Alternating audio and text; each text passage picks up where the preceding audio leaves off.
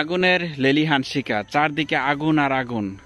ধাবানলে পড়ছে শত শত একর জমি, ভারীঘর, গাছপালা। সেই আগুনের মাঝখানে দাঁড়িয়েছে একটি বাড়ি। মনে হচ্ছে যে কোনো যুদ্ধের ময়দানে, যুদ্ধক্ষেত্রে শেষ একজন যোদ্ধা দাঁড়িয়েছে।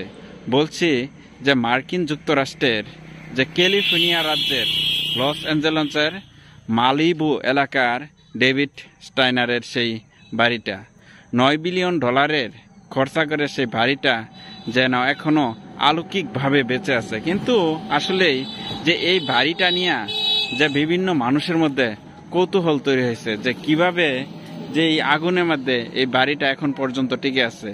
তো ডেভিড স্টাইনার ইতিমধ্যেই সামাজিক যোগাযোগ মাধ্যম টুইটারে পোস্টের মাধ্যমে জানিয়েছে যে তিনি মূলত হচ্ছে অগ্নি নির্বাপক, চুনাপাথর, বিভিন্ন ম্যাটেরিয়ালস দিয়ে মূলত এই বাড়িটা নির্মাণ করছে। কিন্তু আসলে কিভাবে এই বাড়িটা বেঁচে গেছে তারও ওইরকম ভাবে ধারণা নাই।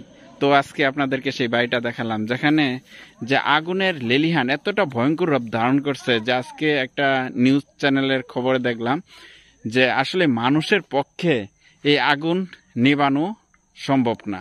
যে একটা কথা আছে যে রাখে আল্লাহ মারে কে।